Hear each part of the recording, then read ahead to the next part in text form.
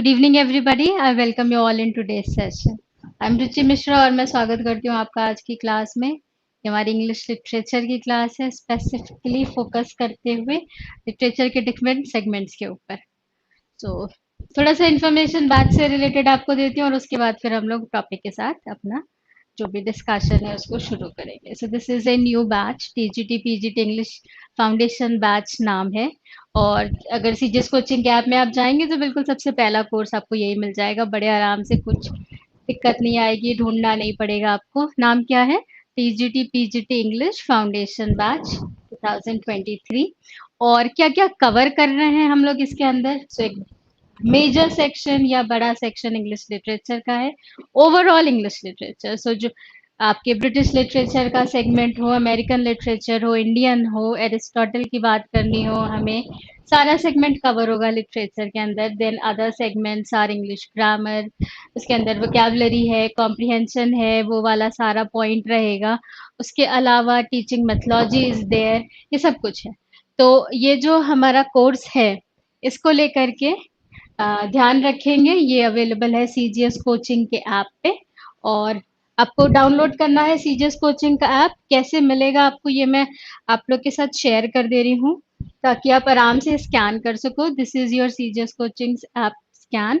तो आप चाहो तो इसको भी स्कैन कर लो, आराम से आपको मिल जाएगा ऐप और बिल्कुल फर्स्ट कोर्स आपको मिल जाएगा हमारा टीजीटी पीजीटी इंग्लिश वाला। ठीक है, आज उसकी डेमो क्लास है, फर्स्ट क्लास है और इसके अंदर मैं थोड़ा सा लिटरेरी पीरियड्स और ब्रिटिश मोनार्क्स के जो ये टॉपिक्स हैं, जो कि जनरल टॉपिक्स होते हैं और एक तरीके से आपको इंग्लिश लिटरेचर का पूरा ओवरव्यू मिल जाता है इन टॉपिक्स के अंदर, उस पर हम लोग आज की बातचीत करेंगे। जी, कोई क्वेश्चन है पूछ लीजिएगा इससे रिलेटेड। कोर्स ड्यूरेशन अगर आपको जानना है तो ये 4 महीने का कोर्स रहेगा पूरा। एंड जब आप कोर्स परचेज करते हैं तो आपके पास ये कोर्स अवेलेबल रहता है 1 साल तक। 1 year course validity is there. And जो आपकी क्लासेस होंगी, लाइव क्लासेस, उसका ड्यूरेशन कितना है? 4 महीने का। हमारी एक क्लास 1 घंटे की हुआ करेगी। ठीक है, ये रहेगा। अब आप में से कुछ एक स्टूडेंट्स पूछ रहे थे कि मान लीजिए हमें अगर सिर्फ लिटरेचर ज्वाइन करना है तो हम क्या कर सकते हैं, क्योंकि हमने पहले आपसे पढ़ रखा है and grammar is like ready है हमारा, ये वो। तो अगर मान लीजिए उस तरीके का कोई केस है and you are interested in only literature part, तो आप क्या करिए, आप कॉल करके बात कर सकते हैं 9711414783 पर। सीजस कोचिंग का नंबर है और वो आपको गाइड कर देंगे दूसरे कोर्स में लेकर के जहाँ पे सिर्फ लिटरेचर की क्लासेस है। And obviously fee is reduced. अभी जो हमारा कोर्स है ये फाउंडेशन, इसकी फीस 8000 है। एंड शुरू में ये कुछ स्टार्टिंग में आपको 10% का डिस्काउंट भी मिल रहा है, बट आई डोंट नो कब तक रहेगा, कब हट जाएगा। सो आप अकॉर्डिंगली ज्वाइन कर लीजिएगा। एंड देन अगर आपको सिर्फ लिटरेचर वाला पार्ट लेना है तो इस नंबर पे आप कांटेक्ट कर लो एंड आपको गाइड कर देंगे कि कैसे करना है, क्या करना है। तो हम लोग बात करते हैं आज के अपने सेशन की, क्या क्या है हमारे पास। तो सबसे पहले मैं आपको क्या करती हूँ, I will give you an overview of English. तो आज की क्लास में हमारे 3 चीजें हैं, 3 सेगमेंट्स आर देयर। क्या क्या है मैं आपको बताती हूँ। आज का जो हमारा 3 सेगमेंट है इसमें हम एक बात करेंगे लिटरेचर ओवरव्यू, है ना। एक तरीके से पूरी जानकारी मैं आपको दूंगी। इसके अंदर हमारे जो 2 एरियाज हो जाएंगे वो है, एक लिटरेरी पीरियड्स। बहुत ज्यादा डिटेल में नहीं जाऊंगी मैं कि हम ईयर पे या फिर उसके अंदर कौन कौन से राइटर्स हैं, उस पे नहीं, एक बेसिक अंडरस्टैंडिंग कि हाँ जो हमारा ये लिटरेचर है ये कितने पीरियड्स में डिवाइडेड है वो करेंगे। प्लस इसी में साथ ही साथ हम लोग क्या करेंगे, समझने की कोशिश करेंगे इसको, ब्रिटिश किंग्स एंड क्वींस को, कि किस तरीके से वो कौन से टाइम फॉल में उनका जो रेन है, उनका जो पीरियड है वो रिलेट करता है। ठीक है, क्योंकि आपके एग्जाम में देखो क्या है, आपके पास कई बार क्वेश्चंस आते हैं कि राइटर्स की क्रोनोलॉजी क्या है, पहले कौन से राइटर आए फिर कौन से राइटर आए, वो वाला क्वेश्चन आपका यहाँ से डन हो जाएगा। कुछ एक हमारे वॉर्स हैं, जैसे वॉर ऑफ रोजेस है या सिविल वॉर्स है, या फिर किंग का एग्जीक्यूशन है, एक किंग है जिनको पब्लिकली एग्जीक्यूट किया गया था। और उसके बाद एक ये पूरा 11 ईयर्स का ड्यूरेशन रहा था जहाँ पे कोई भी राजा नहीं थे, there was this rule of lord protector, और कोई भी मनाक नहीं थे। तो कौन से वो किंग थे, कौन से ईयर में उनको इस तरीके से एग्जीक्यूट किया गया था, और वो जो हमारा ये पीरियड था नॉन मनाक वाला, जब कोई राजा और या कोई रानी नहीं था, तो कौन से साल में दोबारा मोनार्की स्टैब्लिश हुई, किसको वापस लाया गया, काइंड ऑफ क्वेश्चंस आपके एग्जाम्स में आ जाते हैं। तो वो ऑर्डर आपको थोड़ा सा दिमाग में सेट होना चाहिए। तो हमारे लिए दो मेजर एरियाज हो जाते हैं, कौन कौन से, एक आपका लिटरेरी पीरियड और दूसरा ब्रिटिश मोनार्क्स। सो आज की क्लास में हम लोग ये दोनों कवर करेंगे। This is a demo class. खैर जो लोग बाद में जुड़ रहे हैं मैं उनको बता दूं, ये यूट्यूब पे आपकी डेमो क्लास दी जा रही है। कौन से बैच से related? TGT PGT English foundation batch है, सीजीएस कोचिंग के ऐप पे है। और एक या दो क्लासेस होंगी यूट्यूब पे अवेलेबल, तो आप उन क्लासेस को अटेंड करके डिसाइड कर सकते हो कि आपको ज्वाइन करना है। तो आप सीजीएस कोचिंग का ऐप डाउनलोड कर लीजिए and you can directly purchase the course from there. ठीक है। दूसरा हम लोग पढ़ेंगे ब्रिटिश मोनार्क्स। और तीसरा, हर क्लास के लास्ट में होगा हमारा 10 MCQs का टेस्ट। ये लिटरेचर की हर क्लास में होगा, मतलब क्लास नंबर 1 से लेकर के जो भी लास्ट क्लास होगा, जब हम लोग पोस्ट मॉडर्न राइटर्स को पढ़ रहे होंगे या ब्रिटिश हो जाने के बाद अमेरिकन राइटर्स को पढ़ रहे होंगे, इंडियन इंग्लिश राइटर्स को पढ़ रहे होंगे, हर क्लास में 10 क्वेश्चंस रहेंगे। ये रैंडम क्वेश्चंस हैं, दे आर, ऐसा नहीं कि जो टॉपिक पढ़ रहे हैं सिर्फ उसी के ऊपर है। कहाँ से ये लिए मैंने? ये जो आपके एग्जाम्स होते हैं, पेपर्स के अंदर जो क्वेश्चंस आते हैं उनको लिया है।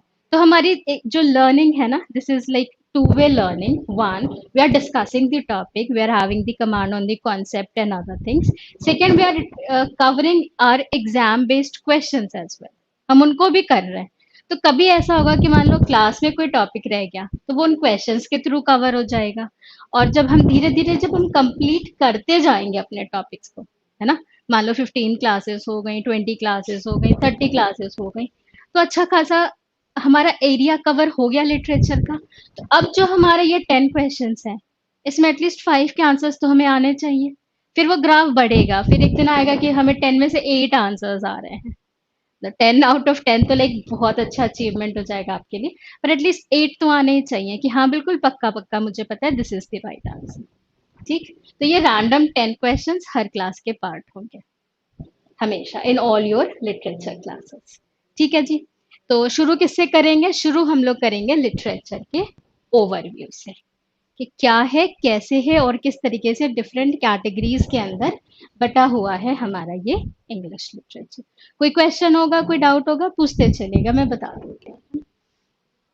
तो हेडिंग चाहे तो अपने पास लिख सकते हैं, दिस इज लिटरेरी पीरियड्स। पहला वाला बताइए जी, फटाफट कमेंट करेंगे, सबको पता है। फर्स्ट वन वेरी इजी, हर किसी को नाम याद हो रखा होगा। फर्स्ट वन इज एंग्लो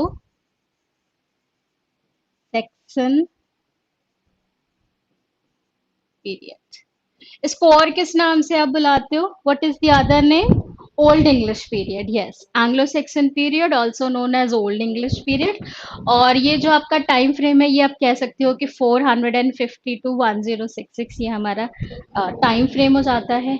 इसके अंदर आपके केडमन है, बीड है, कुछ एक ऐसे राइटर्स हैं जो कि इंक्लूड किए जाते हैं। बहुत ज़्यादा क्वेश्चंस नहीं आते, कभी मान लीजिए भूले भटके क्वेश्चन आ गया तो हम लोग इससे रिलेटेड कवर करेंगे कि who all are the important writers जो इस पीरियड को बिलोंग करते हैं।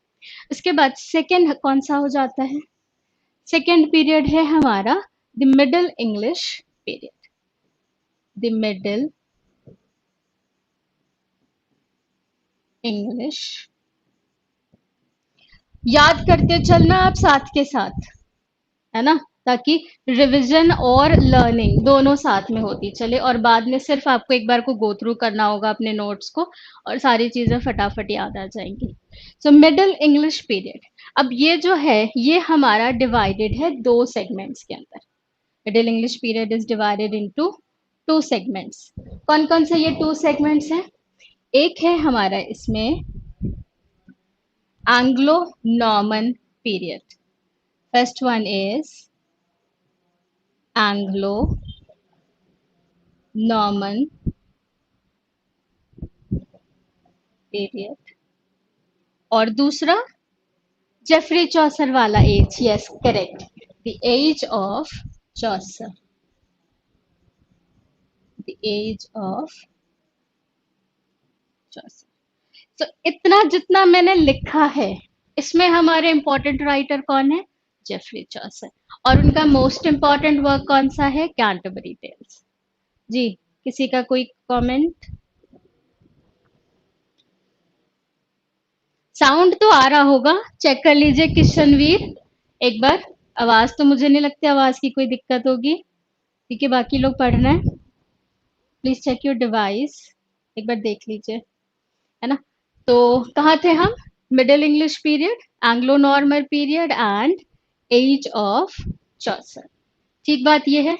अब हम आगे बढ़ेंगे और हम चलेंगे अपने तीसरे पीरियड के ऊपर, और ये कौन सा है? This is Renaissance, yes.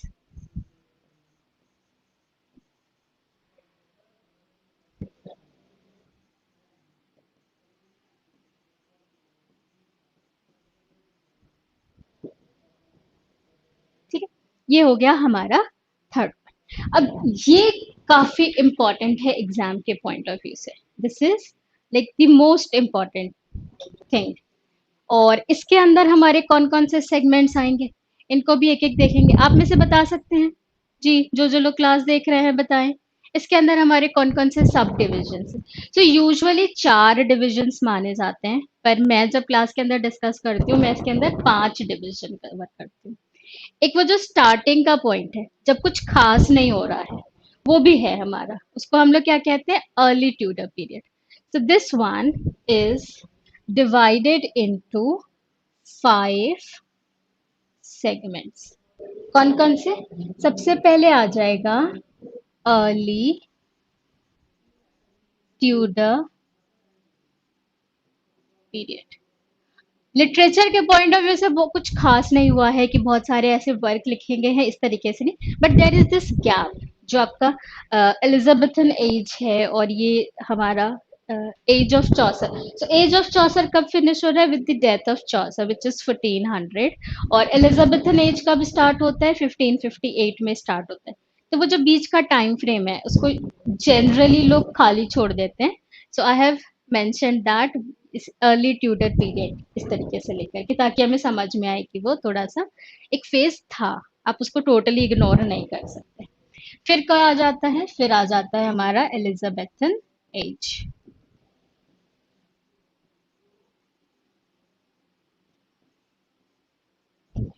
Elizabethan age popular for which writer? कौन सा एक नाम है जो आप कहीं भी चले जाओ, मतलब लिटरली लाइक दुनिया के किसी कोने में चले जाओ, और अगर वहां पे लोग पढ़े लिखे हैं, दे हैव बुक्स, तो वो इस राइटर को जरूर जानते हैं, जरूर जानते हैं।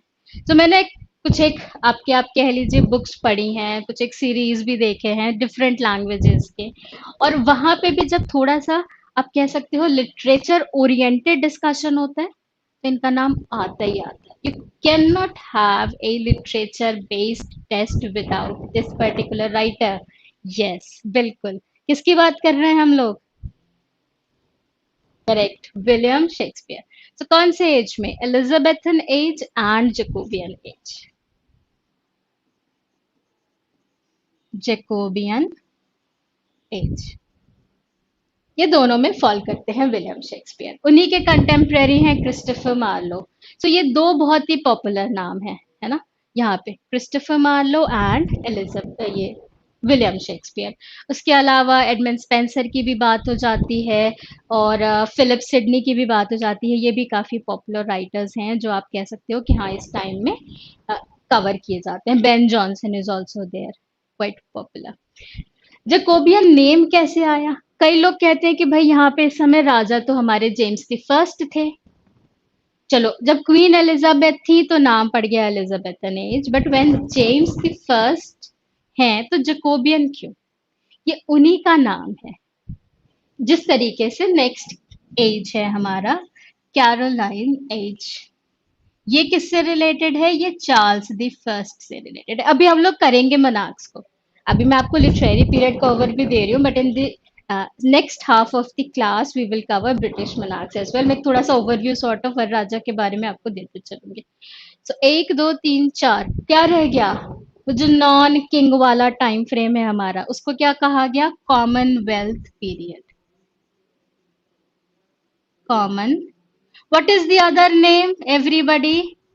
कमेंट करके बताइए। Commonwealth period, also known as,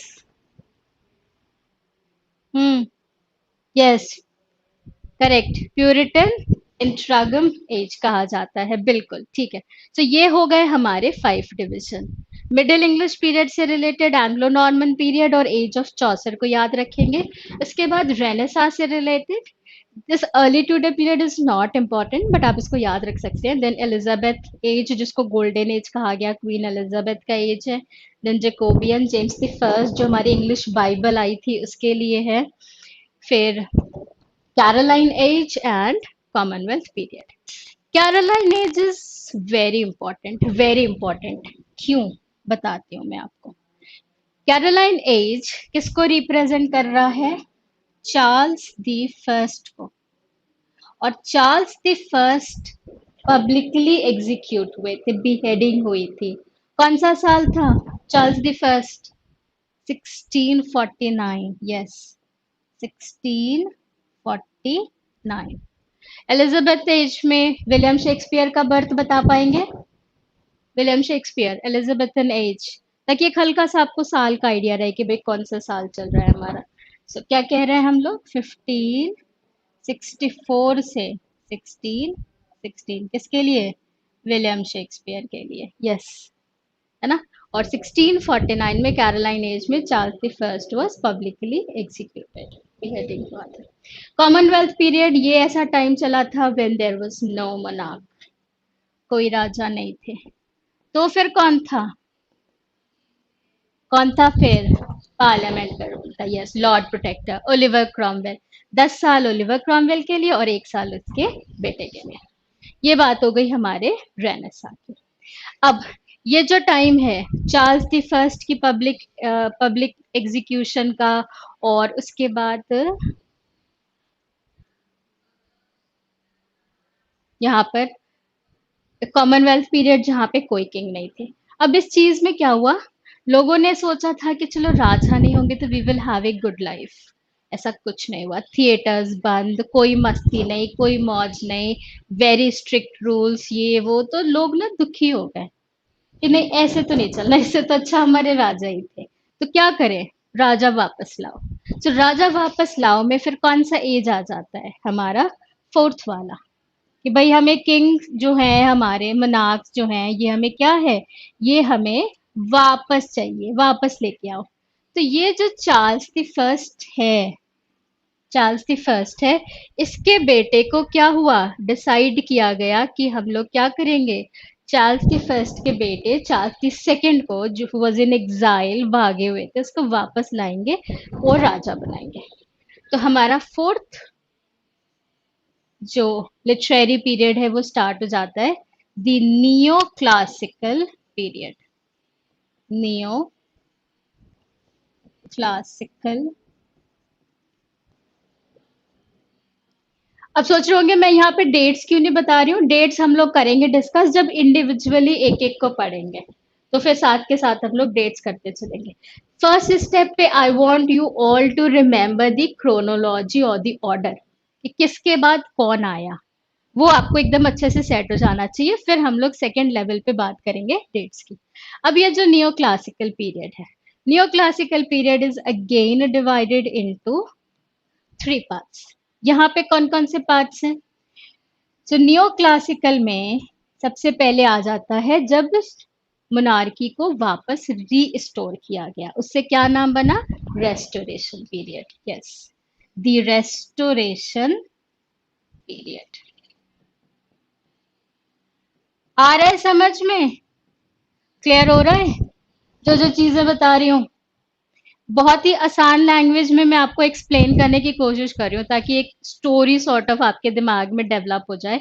और कल को जब मैं आपको बोलूँ कि हाँ ये पर्टिकुलर चीज रेस्टोरेशन पीरियड में हुई थी या ये वाली चीज नियो क्लासिकल पीरियड में हुई थी या कैरोलाइन एज में हुई थी, तो आप तुरंत आपको वो जो क्रोनोलॉजी है या जो डायग्राम है या जो इमेज है वो याद आ जाओ और फटाफट आप उस सेगमेंट में चले जाओ कि हाँ इसी तरीके से है, इसी तरीके से है ना?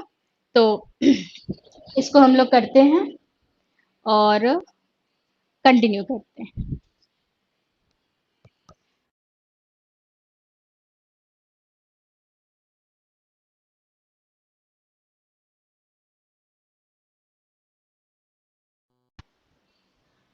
ठीक। सो रेस्टोरेशन पीरियड हो गया। इसी में सेकंड क्या आ जाता है? दी ऑगस्टिन एज। ऑगस्टिन एज को एक और नाम से जाना जाता है, कोई बता सके आप में से? Augustan age also known as?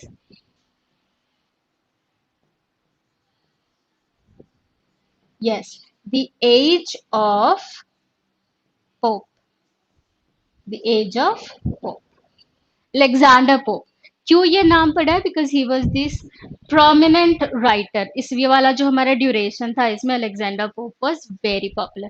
तो जो ऑगस्टन एज है उसी को क्या और कहा गया है? The age of Pope. And the third one, restoration period, Augustan age also known as age of pope, and age of sensibility. The age of sensibility. And this age is also known as age of Johnson. Age of Johnson. ये किसके नाम पे? Doctor Samuel Johnson. Doctor Samuel Johnson. तो ये जो Charles the first की beheading हुई, उसी चार्ल्स द फर्स्ट के बेटे चार्ल्स द सेकंड को दोबारा लाया गया और राजा बनाया गया। तो ये कब है? ये है 1660। What is the year? 1660। तो 1649 से 1660 तक नो किंग। किसका रूल? पार्लियामेंट का, लॉर्ड प्रोटेक्टर का। कौन थे Lord protector? Oliver Cromwell. And very strict rule, मतलब एकदम जैसे कहते हैं ना, हिटलर का एग्जाम्पल दिया जाता है उस तरीके से। ये हो गया हमारा new classical period and this is divided into these segments.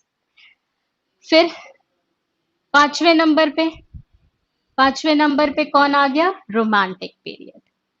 Fifth one here is the romantic.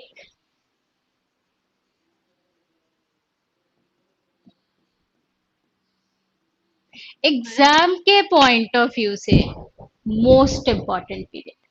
Exam के पॉइंट ऑफ व्यू से ये हमारा मोस्ट इंपॉर्टेंट पीरियड है, आप कह सकते हो। क्यों मोस्ट इंपॉर्टेंट है?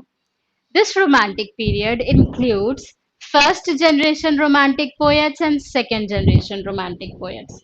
दोनों जनरेशन रोमांटिक पोएट्स में हमारे तीन तीन पोएट्स हैं। फर्स्ट जनरेशन रोमांटिक पोएट्स में William Wordsworth, poet laureate, longest span, wonderful poems. आता है क्वेश्चन विलियम वर्ड्सवर्थ से। सैमुअल टेलर कॉलरिज, दोनों ने साथ में लिरिकल बैलेट्स पब्लिश करा था, प्लस उनका the rhyme of ancient mariner is very popular. Question आता है सैमुअल टेलर कॉलरिज से। Robert Southey, first generation romantic period, minor poet माने जाते हैं, बहुत क्वेश्चन नहीं आता है। एक जगह आप याद रख सकते हो कि जब रॉबर्ट साउदी की डेथ हुई उसी साल विलियम वर्ड्सवर्थ पोएट लॉरेट बने। तो ये फर्स्ट जनरेशन रोमांटिक पीरियड्स हो गए। कौन कौन से मेरे साथ रिपीट कीजिए? William Wordsworth, Samuel Taylor Coleridge and Robert Southey. Second generation romantic poets, Percy Bysshe Shelley, दुनिया से अलग हटके थोड़ा आप कह सकते हैं rebel kind of work, questions आते हैं। जॉन कीट्स, 25 साल की एज में डेथ हो जाती है। 25 साल, 25 ईयर्स, कुछ एज नहीं है ये। बट जो वर्क है, somewhere he is giving competition to William Shakespeare. Exam papers में मैं आपको बता रही हूँ, अगर शेक्सपियर से 4 क्वेश्चन आ रहे हैं तो कीट से भी 4 क्वेश्चन आ रहे हैं। इस लेवल का कंपटीशन है। Same goes for Shelley. So Percy Bysshe Shelley, John Keats and Lord Byron. Lord Byron का एक्चुअल नेम क्या है? George Gordon. उतना ज्यादा नहीं आता बट स्टिल है, वो भी इम्पोर्टेंट। तो ये सब है यहाँ पे। अब पोएट्स में नहीं बट साइड में अगेन कौन है? Charles Lamb, popular for essays, है ना? वहां से क्वेश्चन आते हैं। तो ये बहुत ही इम्पोर्टेंट पीरियड हो जाता है एग्जाम के पॉइंट ऑफ व्यू से। आपको बहुत अच्छे से कवर करना है, यस, बहुत अच्छे से कवर करना है आपको रोमांटिक पीरियड। तो रोमांटिक पीरियड में चाहो तो यहाँ पे एक आप just for the sake of giving example of date आप चाहो तो लिख सकते हो लिरिकल बैलेट्स। डिवीजन नहीं है कोई, रोमांटिक पीरियड का डिवीजन नहीं है कोई। Lyrical ballads. और ये पब्लिश कब हुआ है? सो बहुत सारी डेट्स है, हम लोग फर्स्ट वाले को लेकर के चलेंगे, 1798। और इसमें हमारी कितनी थी? 19 poems by William Wordsworth and 4 by Samuel Taylor Coleridge. Lyrical Ballads. बहुत लोग का मानना है कि लिरिकल बैलेट से रोमांटिक पीरियड की शुरुआत हुई। क्यों ये रैप अप हो गया? क्योंकि एक ऐसा टाइम आ गया व्हेन, जो मैंने अभी पोएट्स के नाम आपको बताए, या तो उनकी डेथ हो गई थी या उन्होंने लिखना छोड़ दिया था।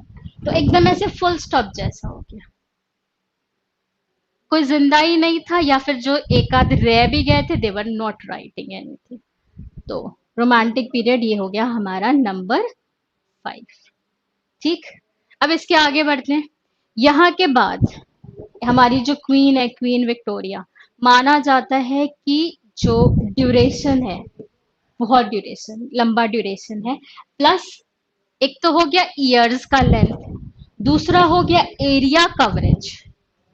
तो दुनिया में इतने ज्यादा जगहों पे ब्रिटिश राज्य था, दैट लाइन वाज फेमस कि ब्रिटिश राज्य में सूरज नहीं डूबता। तो अगर कहीं पे सनसेट है तो कहीं सनराइज हो चुका है। इतना ज्यादा वास्ट कवरेज था, कॉलोनीज बन रही थी और बाकी सारी चीजें हो रही थी। ठीक है, तो इसके बाद कौन आता है? Romantic period. हम लोग करते हैं उसको कवर। ये सारा हो गया? कहीं कोई क्वेश्चन अभी तक? कोई डाउट? नहीं? अब मैं थोड़ा सा इसको मूव कर रही हूँ सो दैट हम इसके नीचे और कवर कर सकें। ठीक है, आगे बढ़ते हैं। एंड 6th नंबर पे the Victorian period.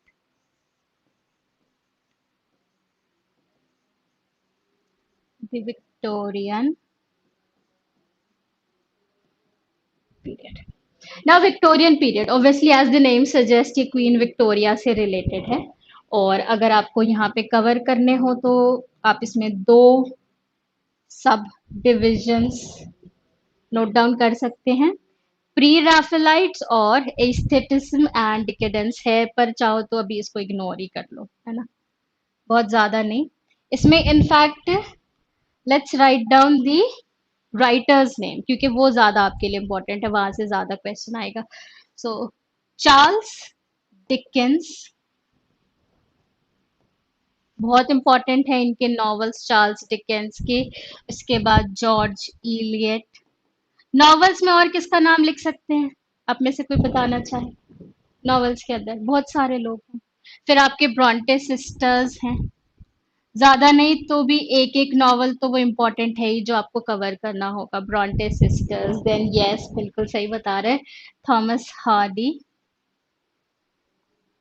So Hardy and Dickens novels के केस में बहुत पॉपुलर है।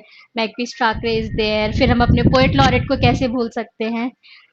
टेनिसन को, अल्फ्रेड लॉर्ड टेनिसन। किसको रिप्लेस करा था इन्होंने?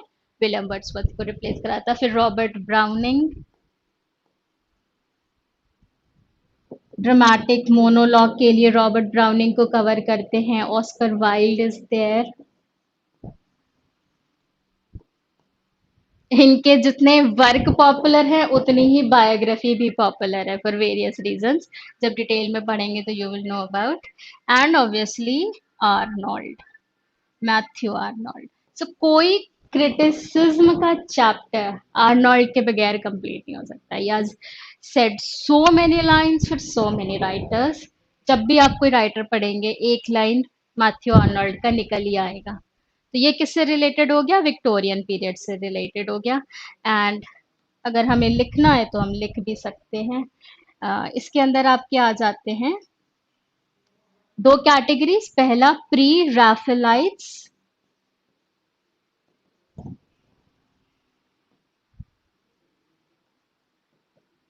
पीरियड आ जाएगा इसके अंदर, और फिर एस्थेटिसिज्म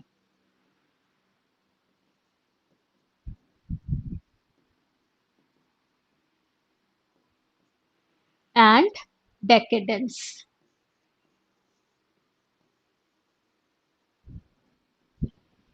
ये आ जाएगा विक्टोरियन पीरियड के अंदर।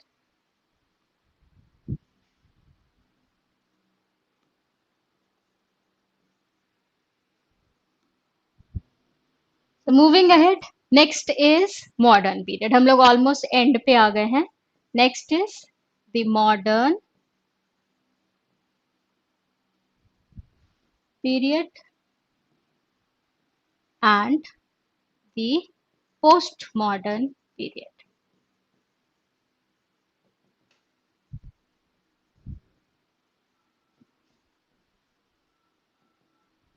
ठीक है। So modern period and post modern period. Modern period के अंदर हमारे दो बाइफिकेशन है। अगेन बहुत ज्यादा वहां से क्वेश्चन नहीं आता, बट द एडवर्डियन पीरियड,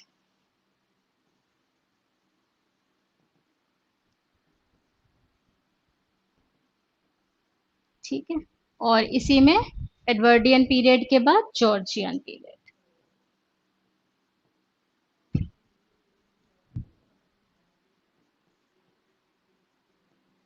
ठीक है, and then we have the post modern period. So यहाँ पे आपके T S Eliot, John गैल्सवर्दी,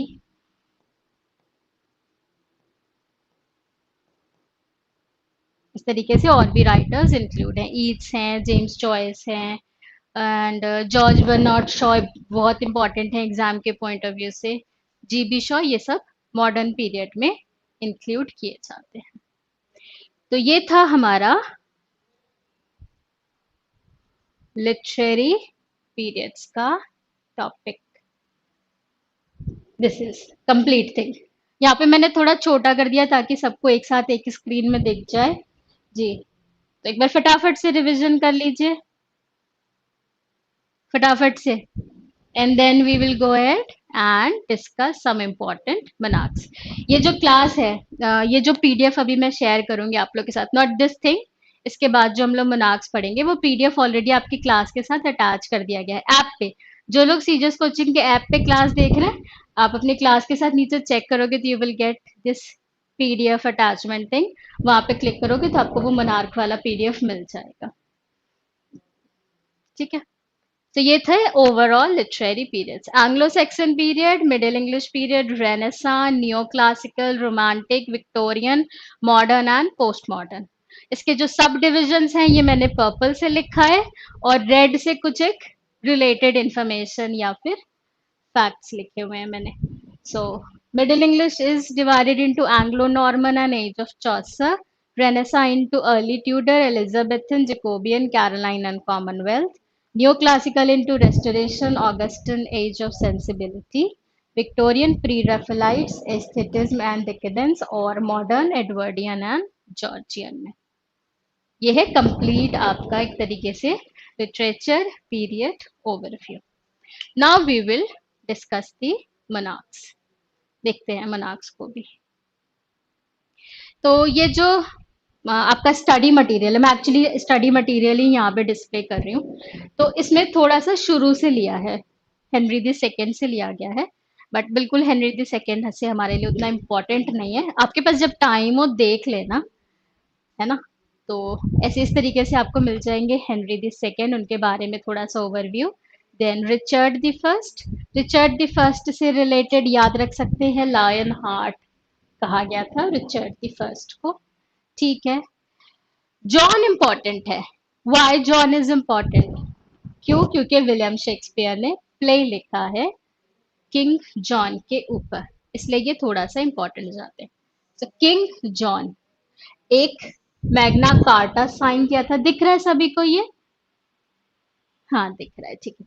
Magna carta sign किया था और दूसरा विलियम शेक्सपियर ने किंग जॉन के ऊपर प्ले लिखा हुआ है। तो थोड़ा सा हमारे से इससे रिलेटेड पूछा जा सकता है। किंग जॉन क्या, ये क्रोनोलॉजी है, किसके बाद कौन आया। फिर हेनरी द थर्ड, ठीक ठीक सा है।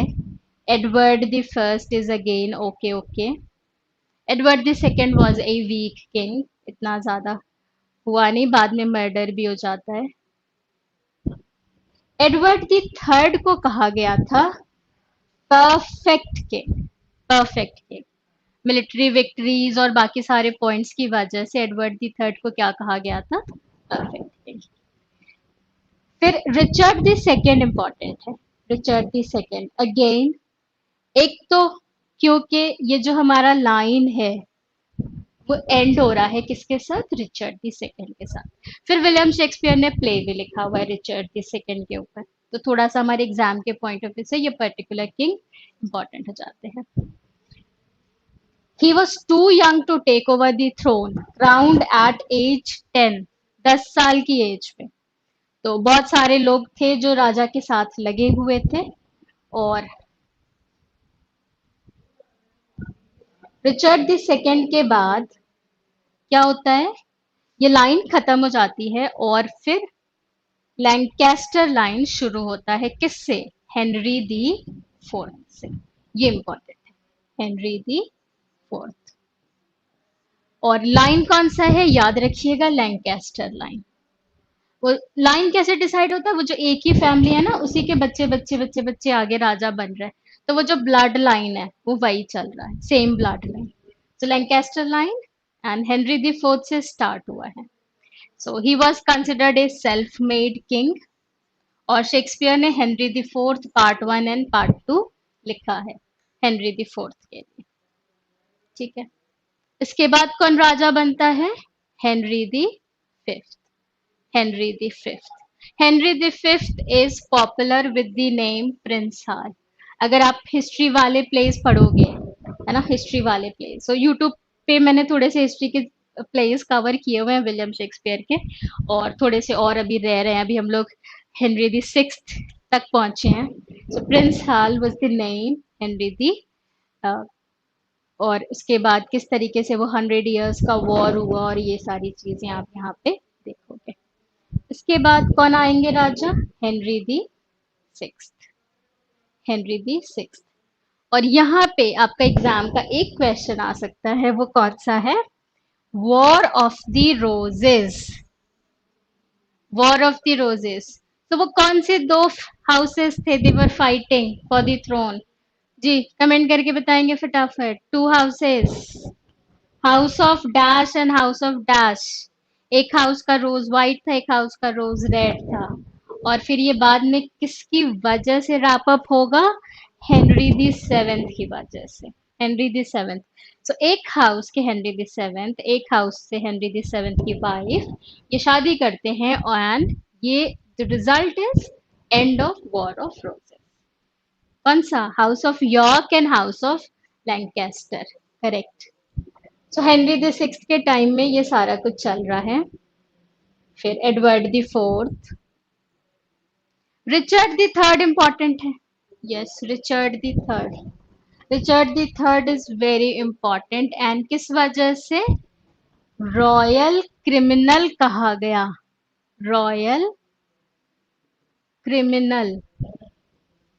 क्यों रॉयल क्रिमिनल, क्योंकि ये रिचर्ड द थर्ड से पहले जो हमारे किंग हैं, देखिए कौन से किंग, एडवर्ड द फोर्थ। अब एडवर्ड द फोर्थ का जो सन था, son was the rightful heir of the throne, उसको बनना था राजा, और उसका नाम क्या बनता, एडवर्ड द फिफ्थ।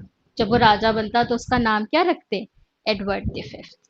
पर एडवर्ड द फोर्थ के भाई रिचर्ड द थर्ड ने क्या करा, ये बच्चों को कहा भेज दिया, टार में।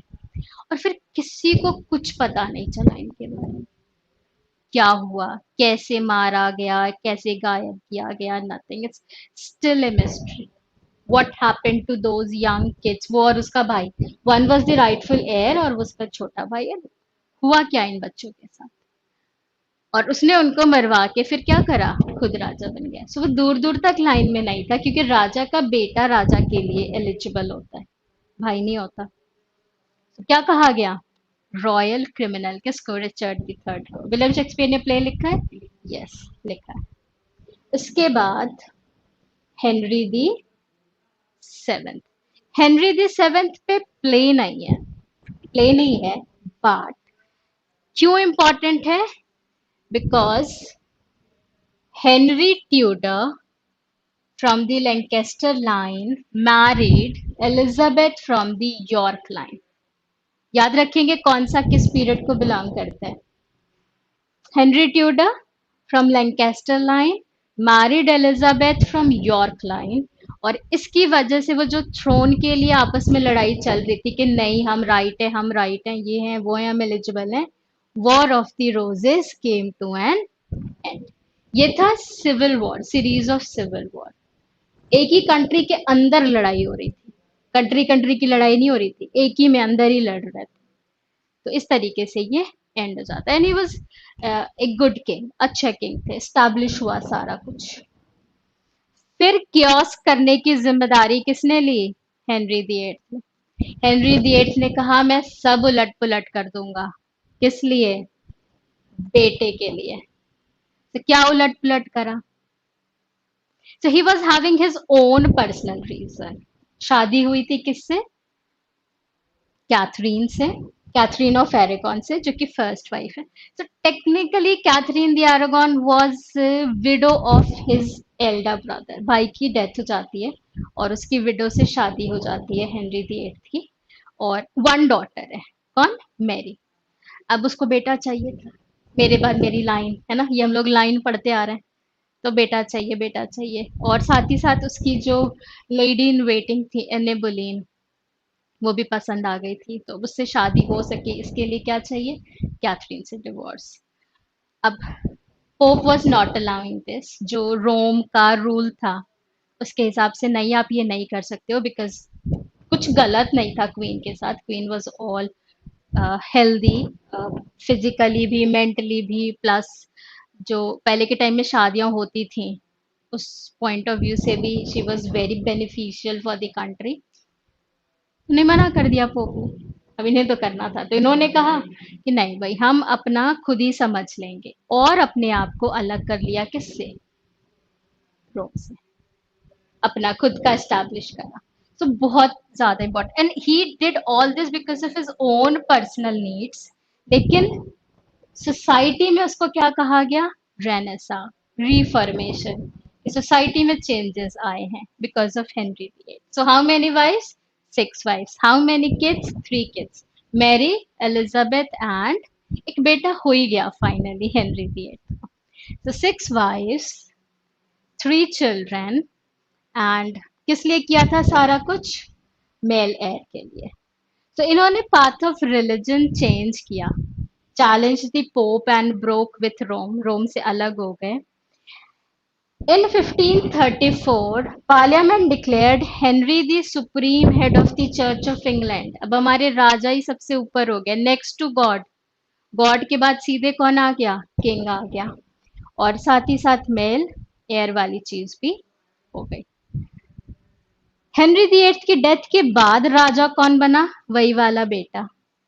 अच्छा सक्सेसफुल किंग हुआ, नहीं। उसके बाद कौन नेक्स्ट आया, मैरी द फर्स्ट।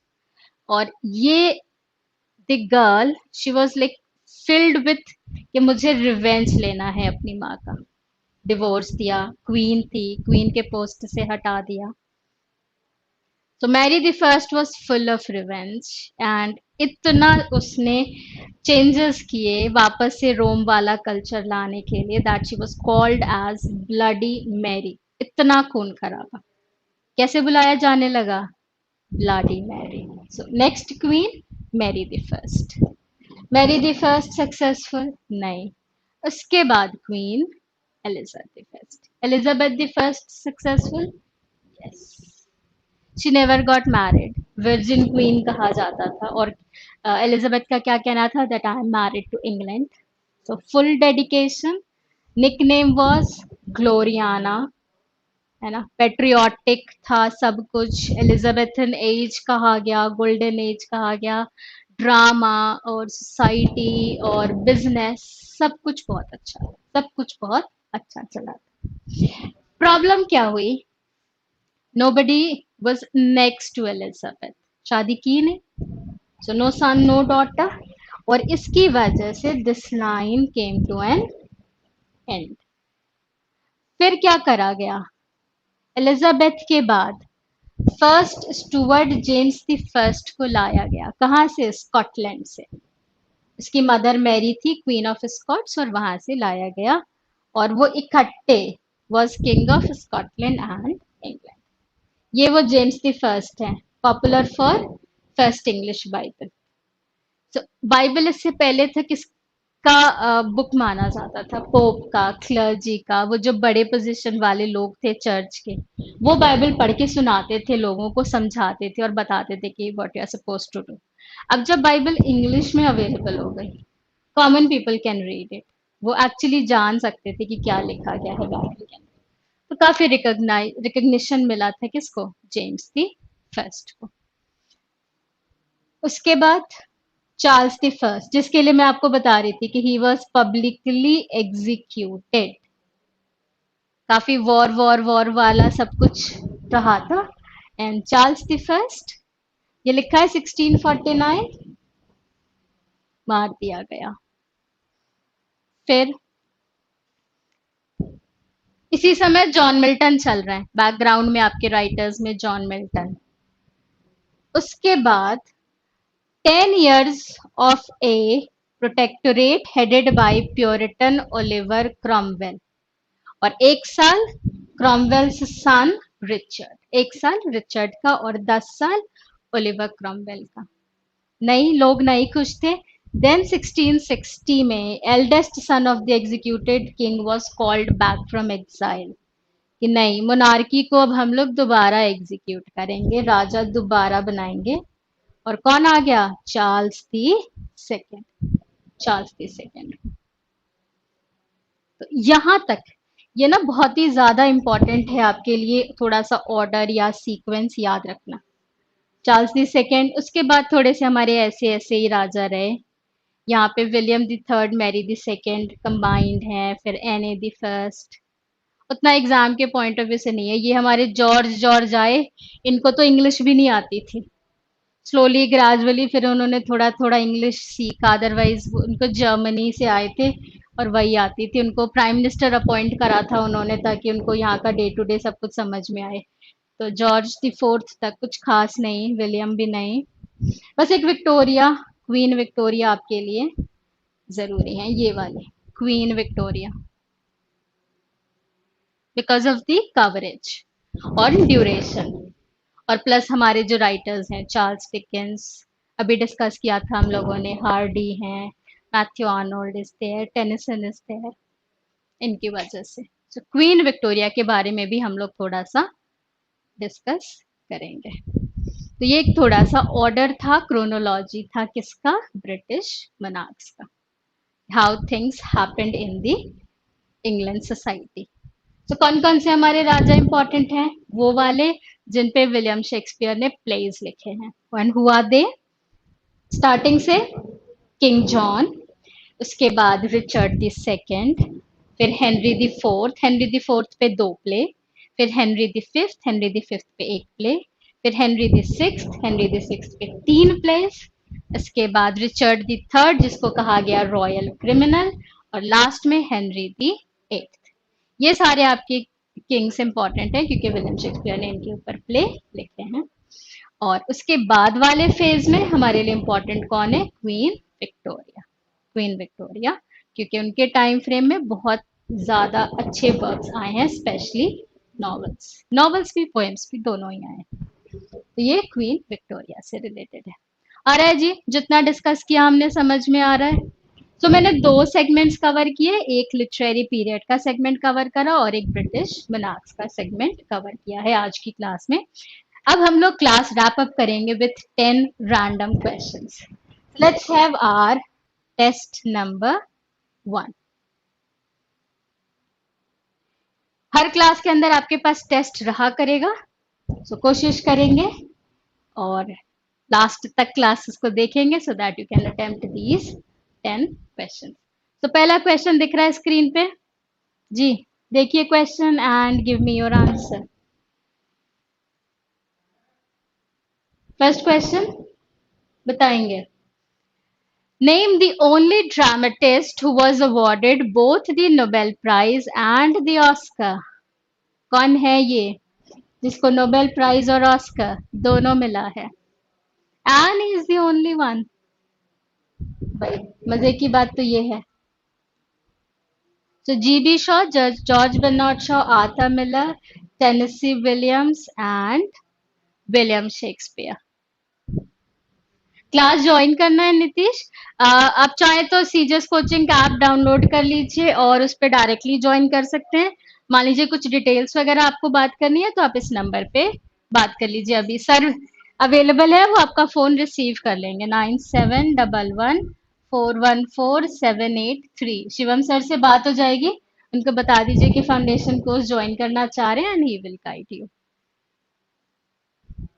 आज ही से शुरू है, this is the first class, इसीलिए एक इसको यूट्यूब पे अवेलेबल कराया गया है ताकि स्टूडेंट्स को पता चल जाए बैच के बारे में.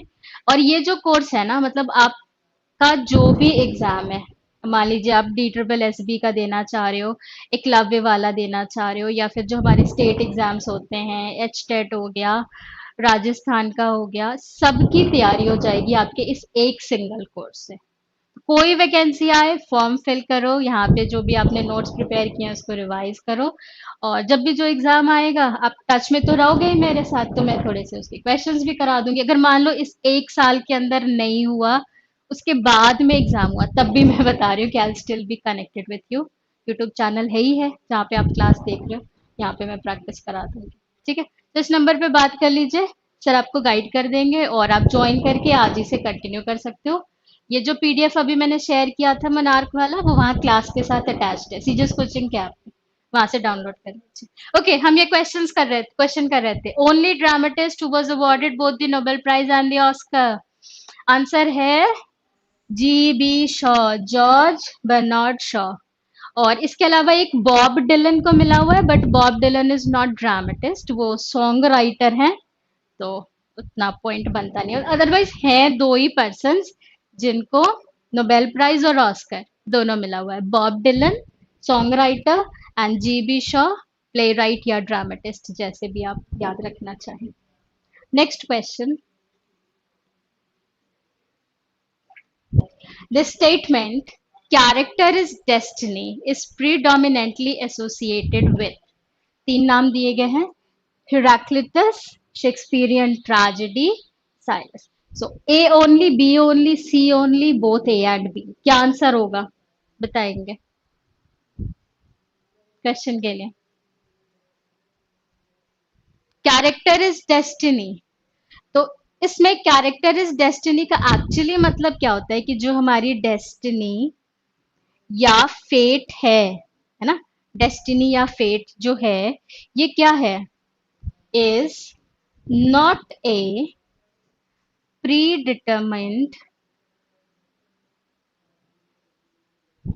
Outside force.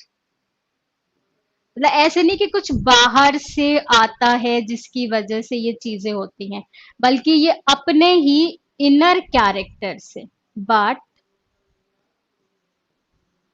इनर से डिटरमाइन होते, but determined by the inner character. So इससे रिलेटेड कौन कौन है?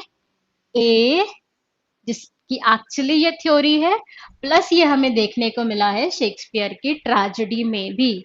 तो आंसर कौन सा हो जाएगा? Option number D, both A and B. Okay, so class के बाद कॉल कर लेना, उसी नंबर पे बात हो जाएगी आपसे, मैं कर लूंगी. ठीक. नेक्स्ट क्वेश्चन देखिए, third one. Which of Dickens novels deals with the life of a circus child named Sissy Jupe. तो इसके अंदर जो फादर होते हैं वो सर्कस क्लाउन होते हैं, सिसी जूट के फादर. और सर्कस के चारों तरफ ये जो चाइल्ड है इसकी स्टोरी रिवॉल्व करती है। फादर का क्या ऑब्जेक्टिव क्या है कि भाई चलो मैं तो क्लाउन हूँ बट मेरी बेटी को इतना अच्छा एजुकेशन मिले कि वो आगे जा करके एक सिविलाइज्ड पर्सन के तौर से जी सके।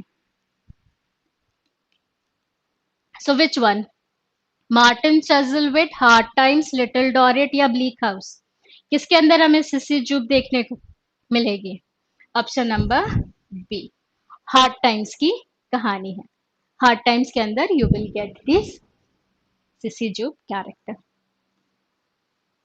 फिर fourth one, identify the correct statement और statements. A Doll's House is a play by Henrik Ibsen. The Doll's House is a short story by Catherine Mansfield. दोनों स्टेटमेंट पढ़िए। Choose the correct answer, A only, B only, A and B, none of these आपको बताना है। तो अगर आपको पता है तो आप बता पाओगे, नहीं पता है तो कोई नहीं, हम सीख लेंगे अभी। और नेक्स्ट टाइम कभी हमारे पास ऐसा क्वेश्चन आएगा तो हम जरूर बताएंगे। बताइए, A only, B only, A and B, none of these correct statement.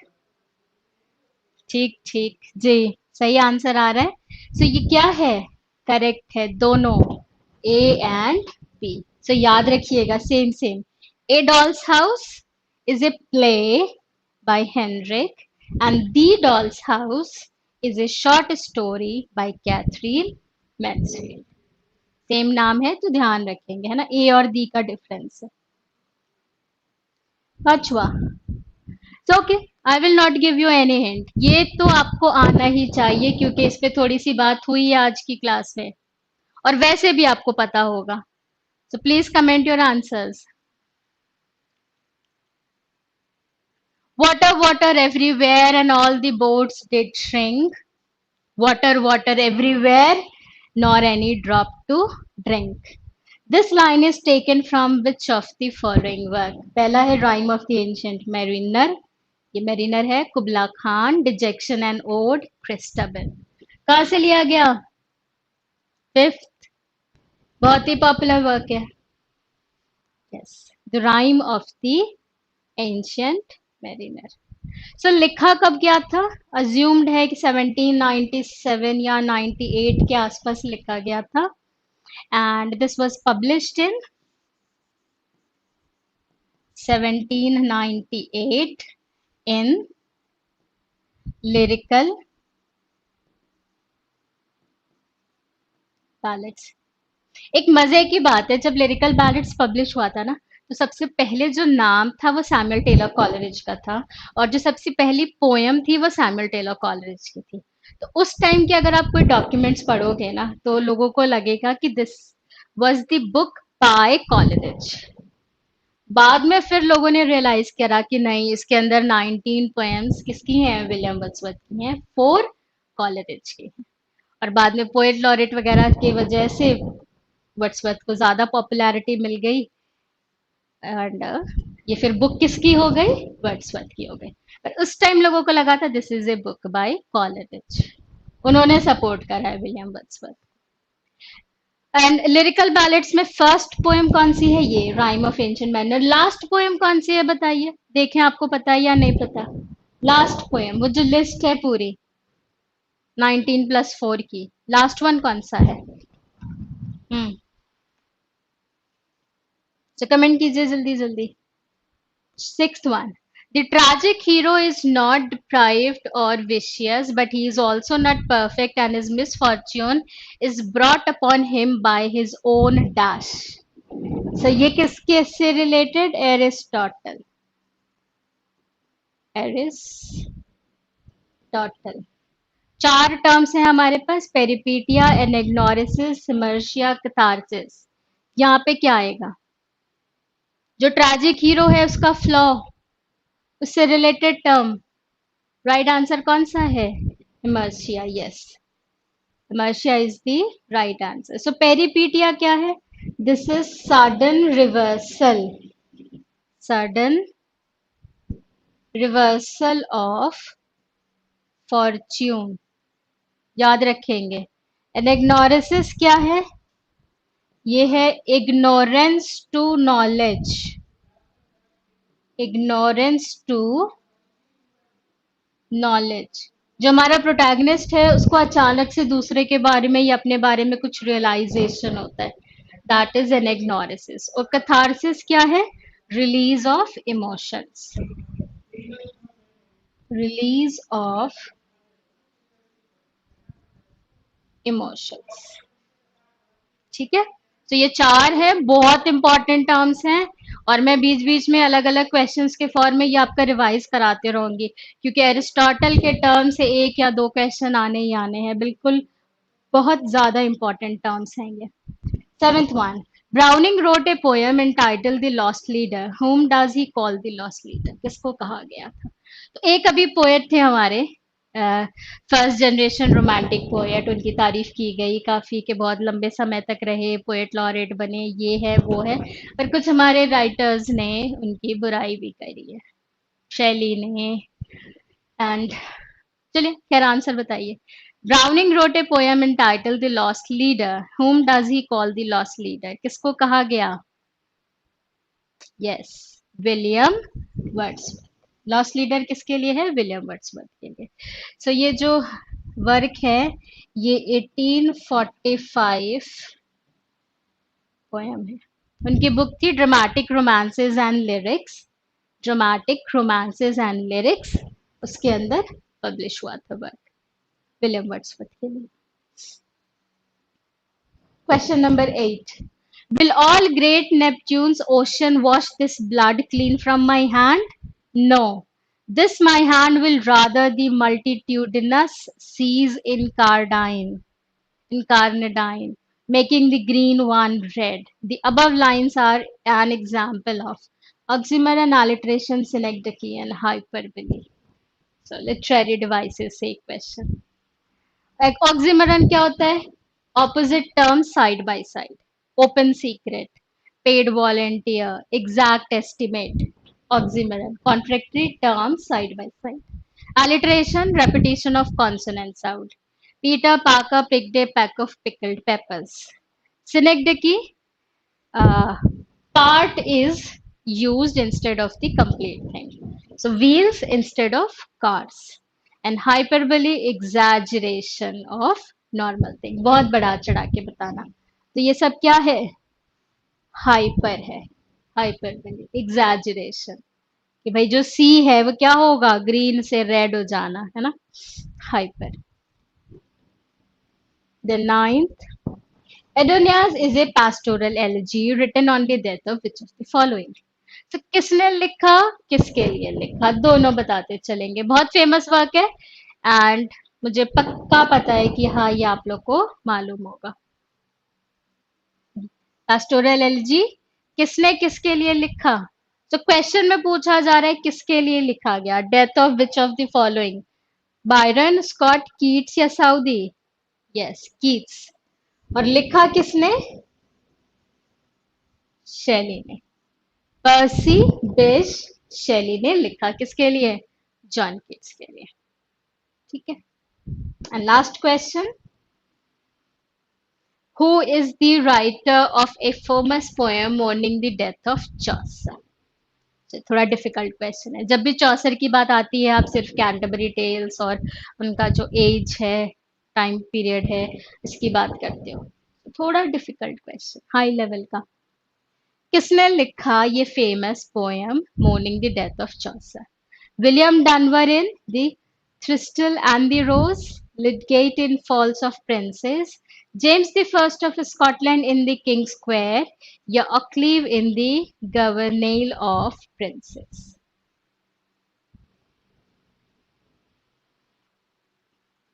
नहीं आ रहा है? बता देती हूँ मैं आपको। Right answer is option number सी।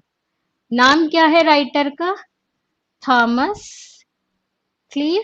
और क्लीव और क्लीव दोनों स्पेलिंग यूज करते हैं, और ये उन्होंने लिखा था कुछ 1411 के आसपास। 1400 में चौसर की डेथ है, 1411 या 1412 के लगभग में लिखा गया था। तो ये थे हमारे आज के 10 क्वेश्चंस। मजा आया? कुछ क्वेश्चंस आपको आ रहे होंगे, कुछ क्वेश्चंस थोड़े से डिफिकल्ट भी लग रहे होंगे। तो इसी तरीके से मिक्स क्वेश्चंस हम लोग कवर करते चलेंगे अपने आगे के सेशंस में। एंड अगर आपको ज्वाइन करना है, लेट मत कीजिए, आज ही से ज्वाइन करके अपनी तैयारी स्टार्ट कीजिए। ठीक है, मिलते हैं नेक्स्ट सेशन में। ध्यान रखिएगा अपना and take care. Bye bye.